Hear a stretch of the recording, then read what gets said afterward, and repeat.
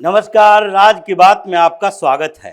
राज्यसभा चुनाव पार्टियों की स्थिति को बताता है कि आपकी हैसियत, आपकी औकात क्या है। यानी कि आप एक स्टेट तक सीमित हो, आप कुछ स्टेट तक सीमित हो, या पूरे देश में हर राज्यों में आपका एक अच्छा खासा प्रभाव है। और यही स्थिति अभी राज्यसभा चुनाव में हो रही है।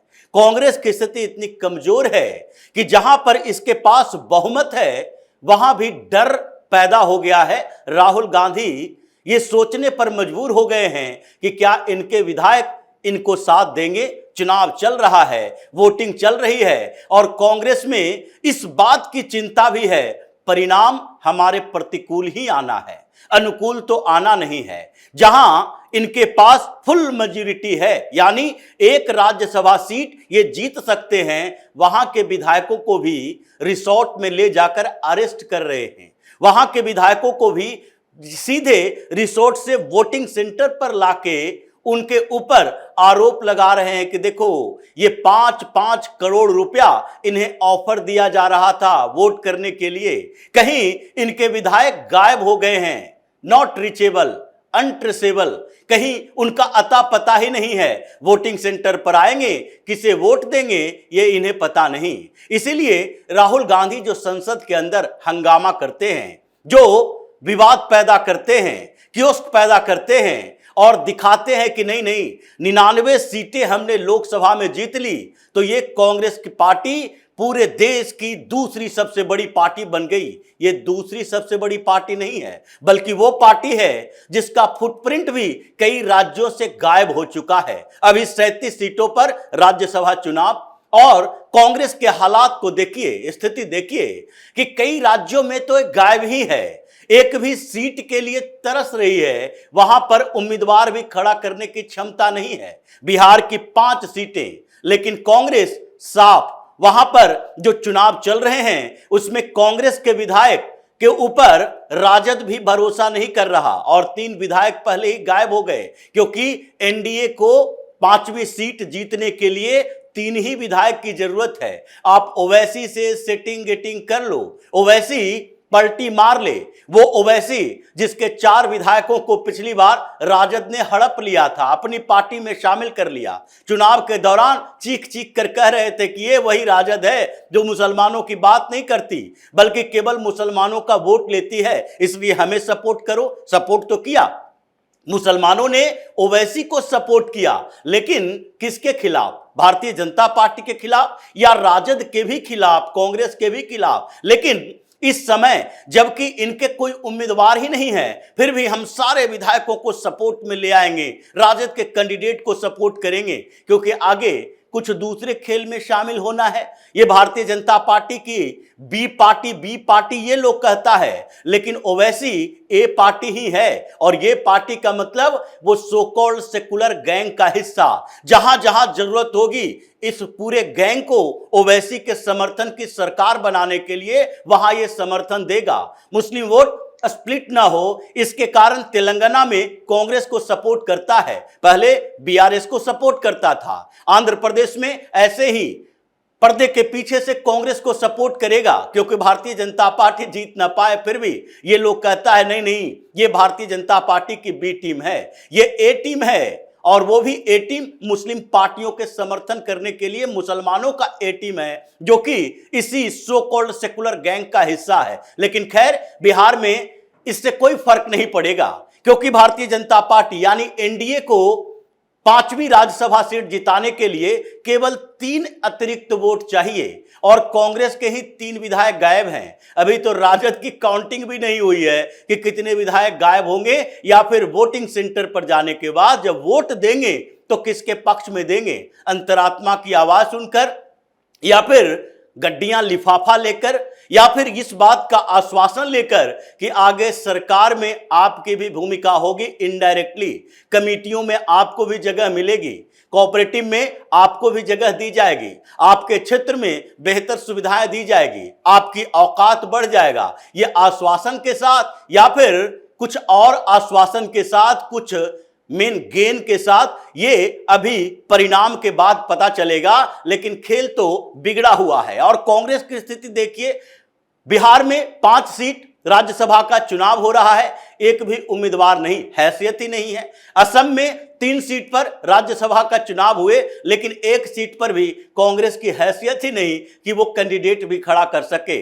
पश्चिम बंगाल में 5 सीट पर राज्यसभा का चुनाव, एक भी सीट नहीं, क्योंकि वहां तो एक भी विधायक तक नहीं है, तो फिर राज्यसभा में जाओगे कहां। ये रिप्रेजेंटेशन दिखाता है कि किसी स्टेट में आपके प्रतिनिधित्व कैसा है, आपका बेस कैसा है। फिर भी ये राष्ट्रीय पार्टी कह के ये राहुल गांधी, नेहरू खानदान का ये पूरा का पूरा परिवार, सोनिया, राहुल, प्रियंका वाड्रा, ये कहेंगे कि देश की सबसे पुरानी पार्टी। ये देश की सबसे पुरानी नहीं, बल्कि अब देश की सबसे सड़ी गली पार्टी बनकर रह गई है। पास में जाइए, उड़ीसा में 4 राज्यसभा सीटें, लेकिन कांग्रेस का एक भी नहीं। कांग्रेस एक पर चुनाव भी नहीं लड़ सकती है सिटिंग गेटिंग बीजू जनता दल से, और वो बीजू जनता दल जिसके अपने ही राज्यसभा सांसद यानी 8 से घटकर 6 हो गया, क्योंकि विधानसभा चुनाव के बाद 2 राज्यसभा सांसदों ने इस्तीफा दिया, उपचुनाव में जीतकर भारतीय जनता पार्टी के कैंडिडेट बनकर राज्यसभा में गए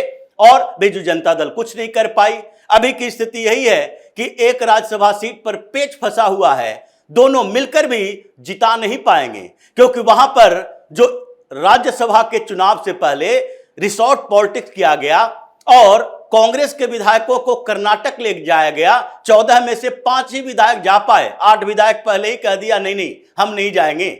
वो पता ही नहीं है उसे कि वो किसके साथ बैठा है, किनके घर पे बैठा है और पहले से ही क्या सेट कर रखा है। लेकिन दूसरी तरफ बीजू जनता दल, जिसके अपने विधायक कंट्रोल में नहीं है, वो उस नेता को सपोर्ट करेंगे जो उसका फाउंडिंग मेंबर रहा है, या फिर ऐसे नेता को जो कि अभी नेता बन रहा है, नेता बना नहीं है। डॉक्टर होता को सपोर्ट क्यों करेंगे? क्योंकि कांग्रेस और बीजू जनता दल ने ज्वाइंट तौर पर कैंडिडेट खड़ा किया है। यह स्थिति उड़ीसा में भी है, लेकिन कांग्रेस का तो बेड़ा गर्क, एक भी सीट पर वो चुनाव लड़ने के लायक नहीं है। दूसरी तरफ महाराष्ट्र में 7 सीटें, जहां पर खुद ही कांग्रेस का कैंडिडेट होना चाहिए, क्योंकि कांग्रेस की रजनी पाटिल रिटायर हुई, लेकिन 7 में से एक भी नहीं, इनके पास हाथ खाली। यानी कि 37 में से 24 राज्यसभा की सीटें ऐसी थी जिस पर तो कांग्रेस कॉन्टेस्ट करने की स्थिति में ही नहीं, वहां पर पूरी तरह से सरेंडर बोल दिया। लेकिन जहां पर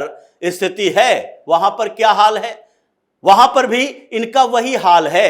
हरियाणा में देखिए, एक राज्यसभा की सीट इनकी पक्की मानी जा रही थी, क्योंकि 31 विधायक की जरूरत है जिताने के लिए, और वहां पर 37 विधायक कांग्रेस के पास खुद ही हैं। लेकिन फिर भी ये रिसोर्ट पॉलिटिक्स खेलने लगे, हिमाचल ले गए, 31 विधायकों को बुलाकर हिमाचल ले गए, 5 विधायक गए नहीं, और एक तो हुड्डा ही हैं जो कि जाने से इनकार कर दिया। यानी कि 5 विधायक तो मीटिंग में भी शामिल नहीं हुए थे। जब इन्होंने मीटिंग ली कि हम आप लोगों को सुरक्षित कहीं ले जाना चाहते हैं, आप अपनी इच्छा बताइए, गर्मी का मौसम है, रिसोर्ट बुक करवाना है तो हिमाचल ले जाएं जहां हमारी सरकार है, या फिर तेलंगाना ले जाएं या कर्नाटक ले जाएं, आप निर्धारित कीजिए। लेकिन उसमें भी 5 विधायक गायब ही रहे थे। वो लोग इनके मीटिंग में भी शामिल नहीं हुए, न डिनर में शामिल हुए और न जाने को तैयार हुए। लेकिन जो गए वो भी इनके भरोसे के लायक नहीं है, क्योंकि वहां पर तो इतिहास रहा है, 1-2 नहीं 2-2 बार ये राज्यसभा निर्दलीय से जीत चुके हैं, और उसमें भी सामान्य तरीके से नहीं, क्योंकि इन्होंने अपने सबसे विश्वस्त ट्रेजरर को, ये अजय माकन को भी खड़ा किया था पिछली बार, जो कि कांग्रेस का कोषाध्यक्ष है, सारा पैसा का हिसाब इन्हीं के पास है। कांग्रेस अपने खजानों को खोल सकती थी, लेकिन उस समय भी कांग्रेस के विधायक इनके साथ नहीं आए। तो हरियाणा में इस बार क्या होगा ये तो इन लोगों को पता ही है। लेकिन जो स्थितियां बनी राज्यसभा के 37 सीटों पर, उससे यह दिख गया कि विपक्ष की औकात क्या है अलग अलग राज्यों में।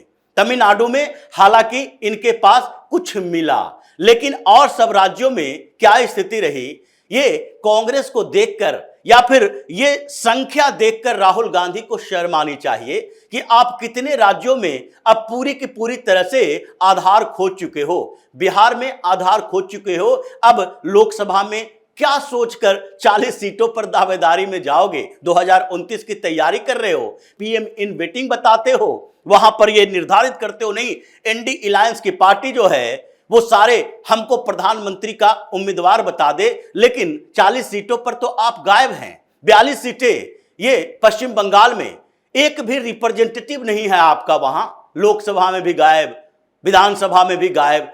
क्या करोगे? ये 82 सीटें तो 2 स्टेट में ऐसे ही हो गई, लेकिन उसके बाद उड़ीसा में भी वही हाल, असम में, यानी पूरे नॉर्थ ईस्ट के रीजन में ये जो 25 लोकसभा की सीटें हैं वहां भी आपका रिप्रेजेंटेशन गायब है। ये असम में थोड़े बहुत आधार थे, इस बार तो वो भी खत्म हो जाएगा। इस बार तो बदरुद्दीन अजमल भी इनके साथ खड़ा नहीं है। मुसलमानों में भी आपस में ही झगड़ा चल रहा है। तो आपके पास जो आधार है वो आधार से लोकसभा में तो रिप्रेजेंटेशन और कम ही होगा। ये आंकड़े कम होने वाले हैं, क्योंकि पिछली बार तुक्केबाजी में यूपी में, महाराष्ट्र में कुछ सीटें जीत कर ले आए, इससे कि आंकड़े बढ़ गए। इस बार महाराष्ट्र में भी साफ, यूपी में भी साफ, और कर्नाटक में एंटी इनकम्बेंसी आपस में झगड़ा, वहां भी साफ।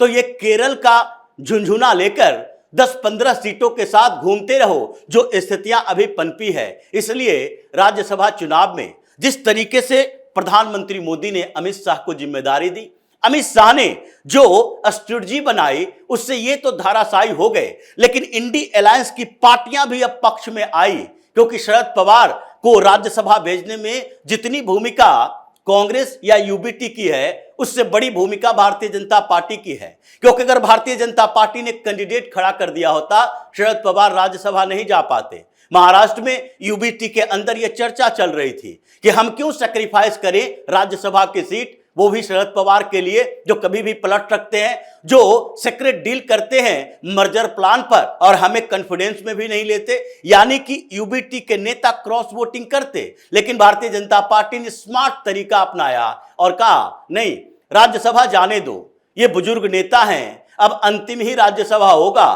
तो इसलिए इनका इनडायरेक्ट सपोर्ट चाहिए हमें, और इसी सपोर्ट के आधार पर अभी भी लोकसभा में हो या राज्यसभा में, जब कोई भी बिल अभी आजकल आ रहा है, या प्रधानमंत्री मोदी के खिलाफ जब राहुल गांधी हंगामा करते हैं, सुप्रिया सुले नजर नहीं आती, कंधे पर कंधा मिला के चलते हुए नजर नहीं आती। यह स्मार्ट तरीका था। इसलिए राहुल गांधी को अब यह समझ लेना चाहिए कि आप चुनावी राजनीति में फिसड्डी हो गए हो। अब आप अराजकता पैदा कर सकते हो, हंगामा क्रिएट कर सकते हो, अस्थिरता पैदा कर सकते हो, इसके अलावा कुछ नहीं कर सकते। जैसे ही चुनाव आता है, आपकी औकात, आपकी हैसियत सामने आ जाती है। तो इसी तरह की खबरों के साथ फिर से हाजिर होंगे। तब तक के लिए बने रहिए हमारे साथ और देते रहिए हमें सहयोग, ताकि इसी तरह की खबर हम आपके लाते रहें। धन्यवाद।